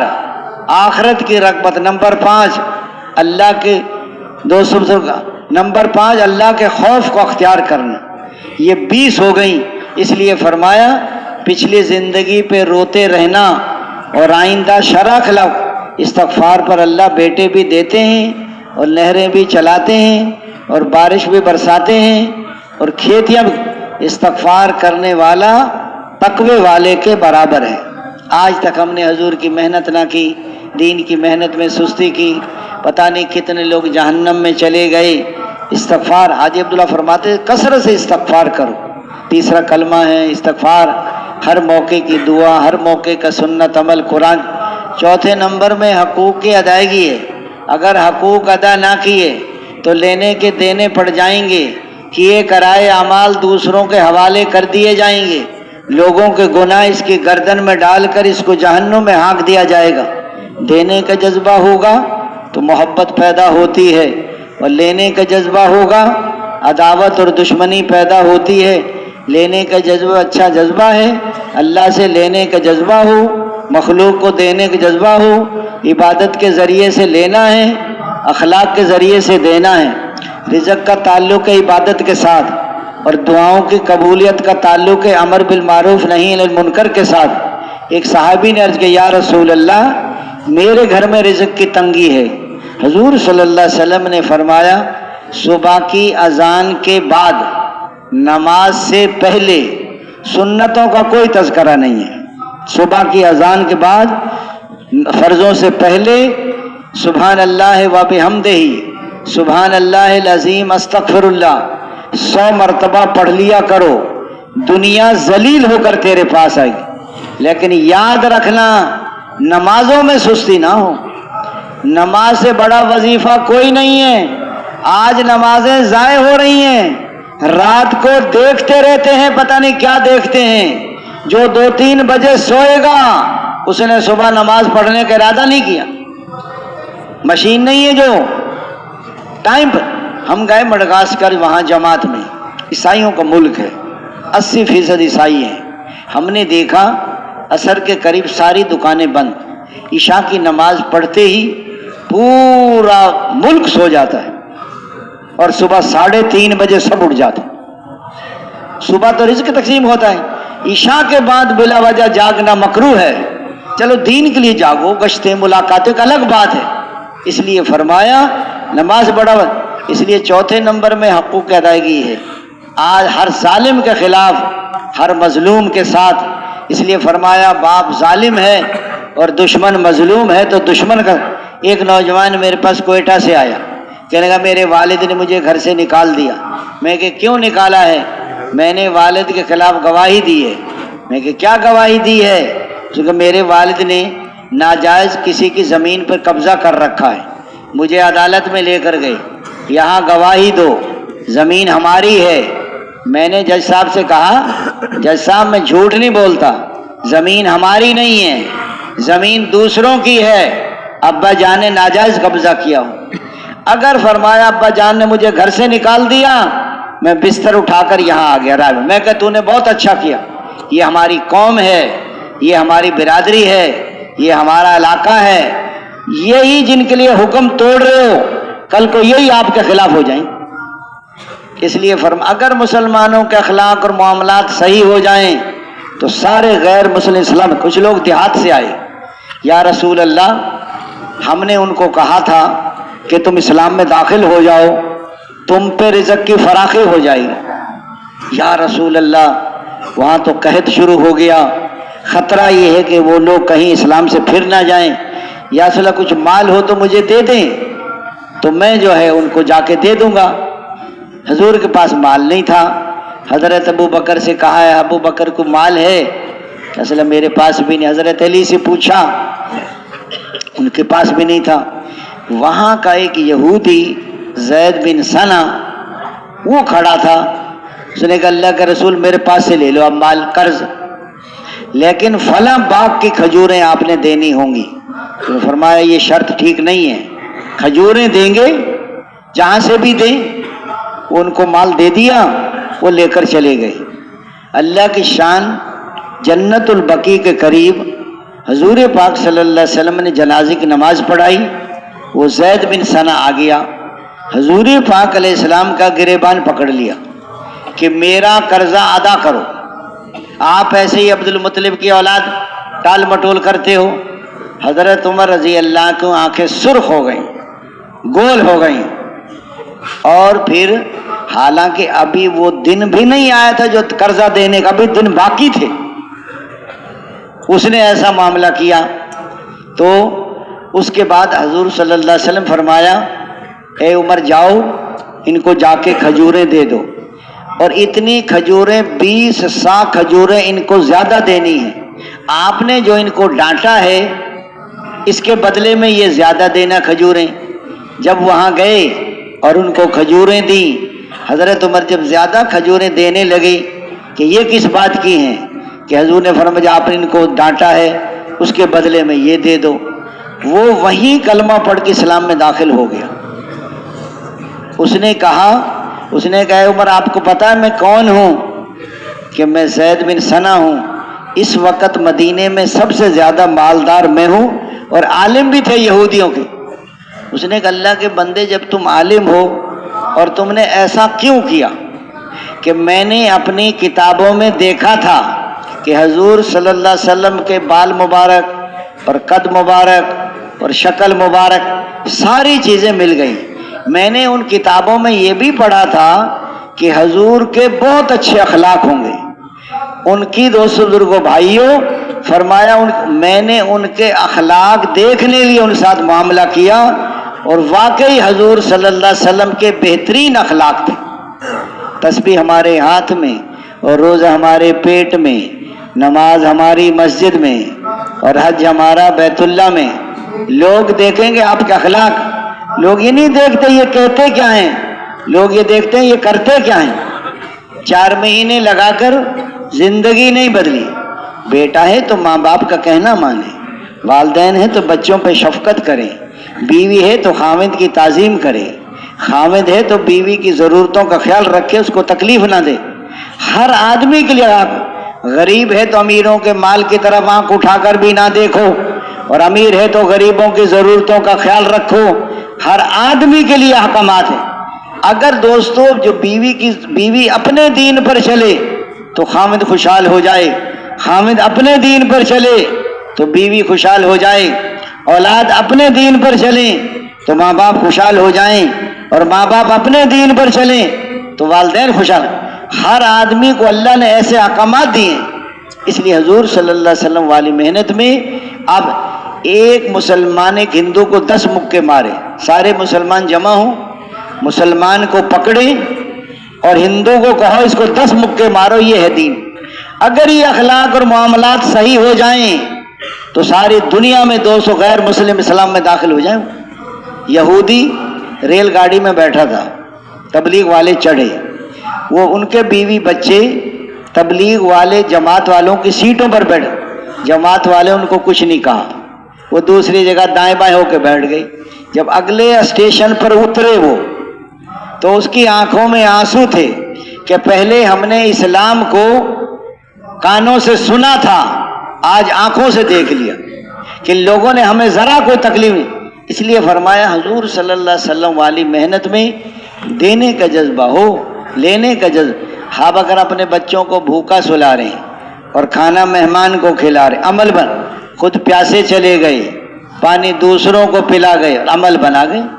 ایک بکرے کی سری 7 گھروں میں پھری ہے، دینے کا جذبہ۔ اور آج 2 آدمیوں نے کھانا کھایا، دونوں کھانا کھا کے رونے بیٹھ گئے۔ کیوں رو رہے ہیں؟ کہ جی میرے تو دانت نہیں تھے، اس کے دانت تھے، کھانا یہ کھا گیا دانت والا۔ دانت والے سے پوچھا تو کیوں روتا ہے؟ اس نے کہا جی مجھے تو چبانے میں دیر لگی، یہ نکل گیا، اس کے تو دانت ہی نہیں تھے۔ غریب کہہ رہے ہیں امیر کھا گئے، امیر کہتے ہیں غریب کھا گئے۔ صحابہ کرام کے اندر دینے کا جذبہ تھا، لینے کا جذبہ نہیں تھا۔ ہر آدمی کے اندر لینے کا۔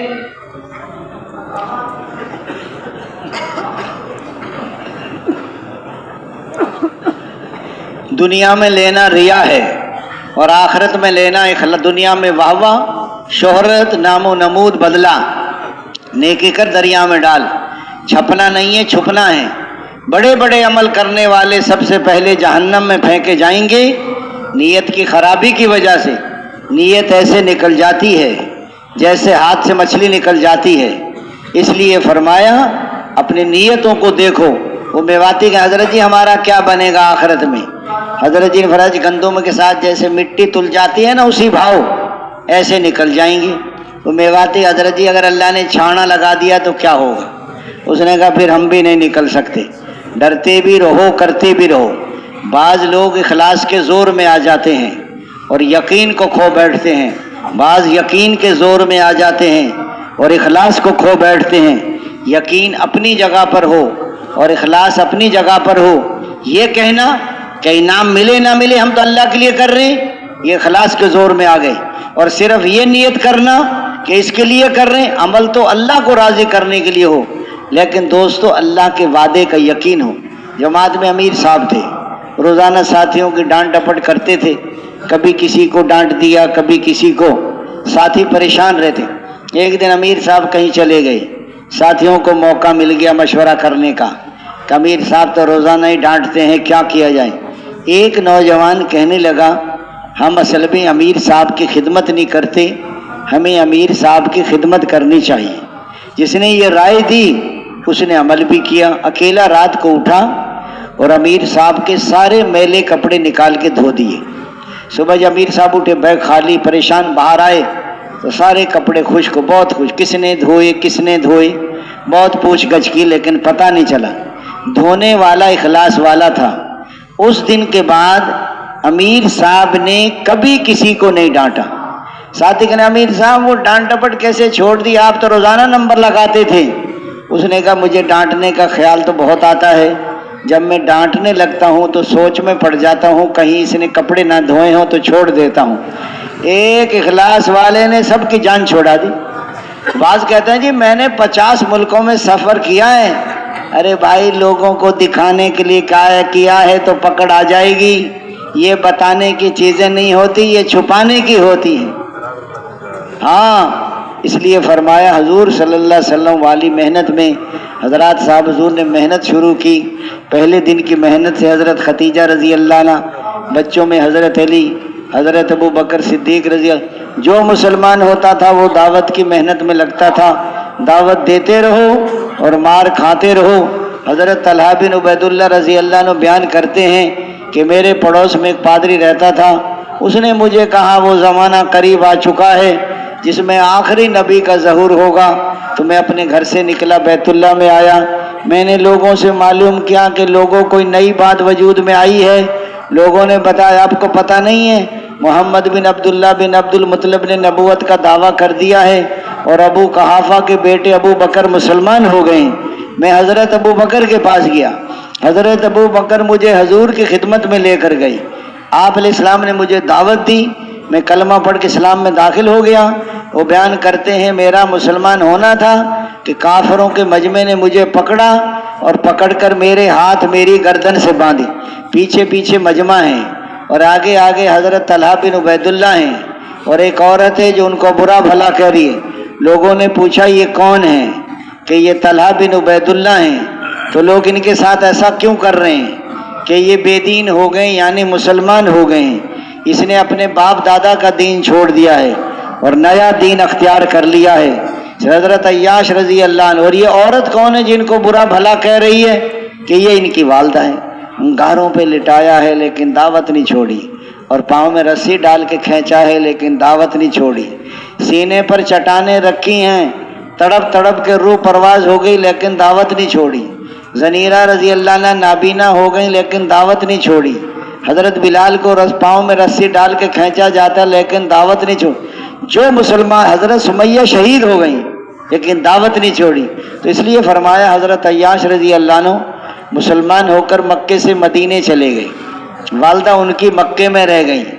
تو ان کی والدہ نے قسم کھائی جب تک میرا بیٹا واپس نہیں آئے گا یاش، نہ میں کھانا کھاؤں گی، نہ میں پانی پیوں گی، نہ میں کنگھی کروں گی، نہ میں سائے میں بیٹھوں گی.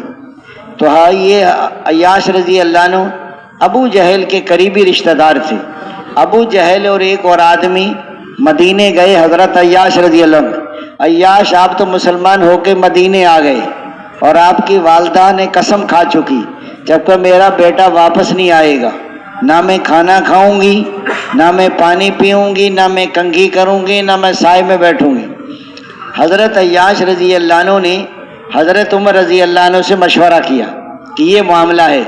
حضرت عمر رضی اللہ عنہ نے فرمایا عیاش جب تیری ماں کو جوئیں کاٹیں گی نا تو کنگھی کرے گی، جب بھوک لگے گی تو کھانا کھائے گی، جب دھوپ لگے گی تو سائے میں بیٹھے گی، جب پیاس ستائے گی تو آپ واپس نہ جاؤ، آپ اسلام سے محروم ہو جاؤ گے. پھر ابو جہل نے اکسایا عیاش تیری ماں مر جائے گی تو ماں کا قاتل بن جائے گا، لوگ کیا کہیں گے. پھر اس نے حضرت عمر سے مشورہ کیا. حضرت عمر نے فرمایا عیاش تم نہ جاؤ، تم اسلام سے محروم ہو جاؤ گے. اس نے کہا اے عمر مجھے جانے دو، میں واپس آ جاؤں گا. حضرت عمر نے کہا اچھا ایسا کرو میری اونٹنی لے کر جاؤ، یہ اونٹنی بڑی تیز ہے اور بڑی عمدہ اونٹنی ہے، تمہیں کہیں خطرہ معلوم ہو تو تم واپس آ جانا.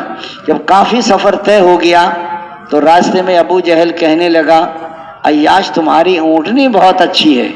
اس نے کہا جی اچھی ہے تو میں بھی آپ کے پیچھے بیٹھ جاؤں. تھے تو شروع سے شرارتی، حضور کو بڑی تکلیف. وہ بیٹھ گئی، اس کے دونوں ہاتھ پیچھے سے پکڑ لیے اور دونوں نے مل کر ان کو اتنی تکلیفیں دی حتیٰ کہ وہ مرتد ہو گئے، اسلام چھوڑ دیا. والدہ سے ملے لیکن پریشان رہتے تھے کہ میں اسلام سے محروم ہو گیا. حضرت عمر رضی اللہ عنہ فکر مند تھے کہ عیاش رضی اللہ عنہ گئے پتہ نہیں کیا ہوا. حضرت عمر نے کسی چیز پہ لکھ کے بھیجا کہ اللہ کی رحمت سے نا امید نہ ہو. اس کو پڑھتے تھے. ایک دن اللہ نے ان کے دل میں ڈالا، اسی اونٹنی پہ بیٹھ کر اور وہ مکے سے مدینے آ گئے اور دوبارہ کلمہ پڑھ کے اسلام میں داخل ہو گئے. ایک آدمی کو جہنم سے بچانے کے لیے حضرت عمر کتنے ایک تھے جبلہ اہم تھے، وہ بڑے سردار تھے، 100 گھوڑوں کے ساتھ اسلام میں داخل ہوئے تھے. لیکن طواف کرتے ہوئے انہوں نے ایک آدمی کو تھپڑ مار دیا. پھر پتہ چلا کہ اسلام میں تو تھپڑ کے بدلے میں تھپڑ لگتا ہے، تو کہنے لگا یہ مجھے تھپڑ مارے گا. اس نے کہا ایک رات کی مجھے مہلت دے دو. وہ راتوں رات نکل گئے. جب حضرت عمر رضی اللہ عنہ کو پتہ چلا اس نے اپنا قاصد بھیجا کہ جبلہ کو کہو اسلام میں داخل ہو جائے، جہنم کی آگ سے بچ جائے گا. مرتد ہو گئے وہاں جا کے. وہ کہنے لگا جبلہ، اس نے کہا حضرت عمر اگر اپنی بیٹی میرے نکاح میں دے دیں تو میں اسلام میں آ سکتا ہوں. قاصد نے کہا میں وعدہ کرتا ہوں دے دیں گے آپ کو. اس نے کہا مجھے مسلمانوں کا امیر بھی بنائیں. اس نے کہا امیر کا وعدہ میں نہیں کرتا، امیر مشورے سے بنتا ہے. واپس آئے. حضرت عمر نے کارگزاری سنی، کیا کہتا ہے کہ میں نے کہا وہ تو یہ شرط لگا. حضرت عمر نے فرمایا ہم اپنی بیٹی دے دیں گے. وہ کہتا ہے یہ تو میں نے بھی وعدہ کر لیا. وہ کہتا ہے مسلمانوں کا امیر بناؤ. اس نے کہا یہ وعدہ میں نے نہیں کیا کہ امیر تو مشورے سے بنتا ہے. حضرت عمر نے فرمایا تم جاؤ ان سے کہو بیٹی بھی دے دیں گے اور امیر بھی بنا دیں گے، تم اسلام میں داخل ہو جاؤ. لیکن جب وہاں پہنچے تو اس کا جنازہ نکل رہا تو شہر سے اسی کفر کی حالت میں مر گیا. ایک آدمی کو جہنم سے بچانے کے لیے حضرت عمر کتنی کوشش کر رہے ہیں. حضرات صحابہ کرام کی جانیں لگ گئیں. مدینے جیسا شہر چھوڑا ہے، حضور کے پیچھے کی نمازیں قربان کی ہیں، فصلیں پکی ہوئی ہیں اور یہودیوں قرضے سر چڑھے ہوئے ہیں اور اللہ کے راستے میں نکلنے کی آواز لگ گئی تو جا رہے ہیں. کہا منافقوں نے کہاں جا رہے ہو؟ اللہ نے تو دی ہے تمہیں روزی، تو روزی کو چھوڑ کے کہاں جا رہے ہو؟ کہ روزی کو چھوڑ کے رزاق کے پاس جا. نہ نکلو، بڑا گرمی کا زمانہ ہے. قرآن پاک کی آیت نازل ہو گئی جہنم کی گرمی زیادہ شدید ہے، تھوڑے ہنسو گے اور زیادہ رو گے. دوست بزرگوں بھائیوں، پہلی رات کی دلہن کو چھوڑ کے جان دی ہے کہ غسل جنابت نہیں کر سکے، فرشتوں نے غسل دیا ہے. شادی کا سامان خریدنے بھیجا ہے. حضرت سعد اسود کو، بہت غریب صحابی تھے، بڑی مشکل سے شادی ہو رہی تھی. باہر گئے تو اللہ کے راستے کی آواز لگ رہی تھی تو انہوں نے کہا کوئی ہے جو اللہ کرا زرہ تلوار خرید کے شہید ہو گئے. ان کے سامنے آخرت تھی، پورا عالم تھا، قیامت تک کا زمانہ تھا. حضرات صحابہ کرام کی قربانیاں کس درجے کی اور ہماری قربانی کس درجے کی. اس زمانے میں لگاؤ تھے، سال میں چلے گئے، بیوی بچوں کی جدائی برداشت کی اور گھر کاروبار کو چھوڑ دیا. حضرات صاحب حضرت عباس رضی اللہ عنہ کے 10 بیٹے تھے اور 10 بیٹوں کی قبریں 10 ملکوں. جب آواز لگی تو جا رہے ہیں، اور جہاں کے لیے کہا جا رہے ہیں، اور جب کہا جا رہے ہیں، اور جس کے ساتھ کہا جانا، جان کی پرواہ ہے، نہ مال کی پرواہ ہے، نہ بیوی بچوں کی. حضرت انس رضی اللہ عنہ کو 4 بیویاں تھیں اور 20 باندیاں تھیں اور 120 بچے تھے. کبھی اللہ کے راستے کی آواز لگی ہو نہ گئے ہو، کبھی ایسا نہیں. ان کی عورتیں کہتی تھیں ہم جو ہے طارق کی بیٹیاں ہیں، تم اگر کافروں سے مقابلہ کرو گے تو ہم تمہارا استقبال کریں گی، اور تم پیٹھ پھیر کے بھاگو گے تو ہم تم سے روٹھ جائیں گے. بچوں کے کیا جذبے تھے. اور تو حضرت عمر بن جموع کی بیوی کو دیکھو، میں دیکھ رہا ہوں واپس وہ مر کر بھی واپس. حضرت افرا کے 3 بیٹے شہید ہوئے جنگ بدر میں، تینوں وہ جو بچے تھے ابو جہل کی ٹانگیں کاٹی تھی وہ شہید ہو گئے تھے. آج دوستو کل کو موقع ہے، کل کو موقع نہیں ہوگا، کل کو پچھتائیں گے. کاش قربانی کرتے اور لمبے لمبے سفر کرتے اور ساری دنیا میں آج موقع ہے، کل کو موقع نہیں ہوگا، کل کو آدمی پچھتائے گا. اس لیے فرمایا، ذرا خیال آیا انصار صحابہ کرام کو کہ بار بار کے نکلنے سے کھیت باغ اجڑ گئے. حضور پاک علیہ السلام سے ایسا کرتے ہیں کہ 6 مہینے کی چھٹی لے لیتے ہیں اور اپنا فرمایا مقامی کام کریں گے. قرآن کی آیت نازل ہو گئی، کیوں اپنے ہاتھوں اپنے کو ہلاکت میں. بدر کے اس موقع پر، تبوک کے موقع پر 3 صحابی تھے، بس آج کل پہ رہ گئے، لیکن واپس آئے تو حضور بہت ناراض ہوئے. 50 دن ان کے ساتھ بات نہیں کی، حالانکہ پکے سچے مسلمان تھے. تو دوستو اس راستہ ہے، آج موقع ہے، کل کو موقع نہیں ہوگا. آج صحت ہے، کل بیماری ہے. آج زندگی ہے، کل کو موت ہے. آج جوانی ہے، کل کو بڑھاپا ہے. جب عمر ہو جاتی ہے نا 70 سال، پھر زور لگاتے ہیں اب اندرون سال میں. ہمارے یہاں ایک دن وہ بوڑھا آدمی تیار کر کے لے آیا 6 آدمیوں. جب یہاں تشکیل والوں کے پاس آیا،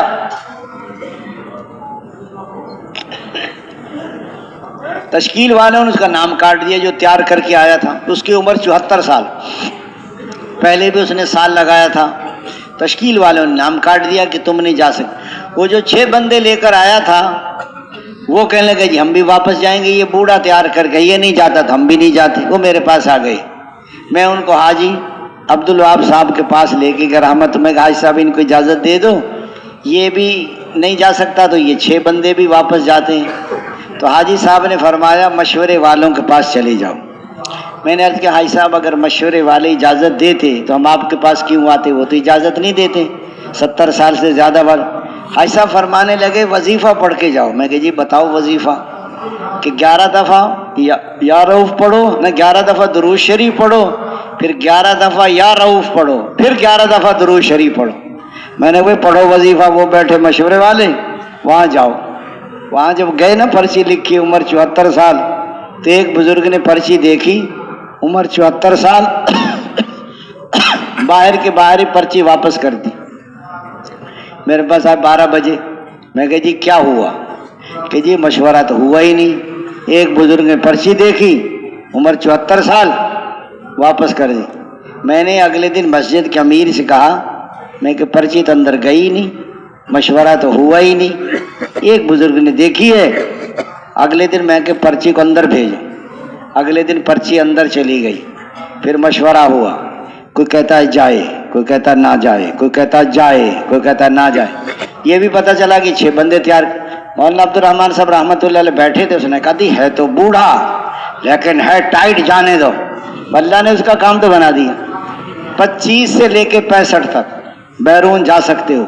1 سال مقامی کام کرو پابندی سے، اور شادی شدہ بھی ہو. باہر ملکوں میں لوگ بغیر کلمے کے، بغیر اتنا ضرورت ہے. اس لیے آج موقع ہے، کل کو پچھتاؤ گے. اس لیے سب سے پہلے وہ کھڑے ہو جائیں کہ جو سال 7 مہینے کے لیے تیار ہیں. قواعد وہ ذرا کھڑے ہو جائیں 1 منٹ کے لیے. باقی کھڑے نہ ہوں، سال 7 مہینے کے لیے